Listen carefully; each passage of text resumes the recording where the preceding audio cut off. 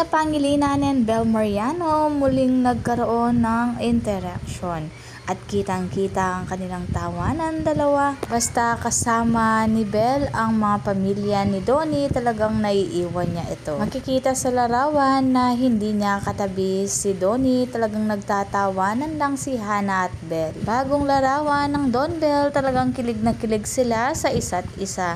They were looking at each other, kinikilig si Bel, kinikilig din si Donnie. Donnie leans her head on Donnie's chest, then Donnie put his chin on top of Bel's head. Bagay na bagay talaga si Donnie na maging host sa ASAP natin to. Talagang kapag wala sila ay hinahanap sila ng mga netizen.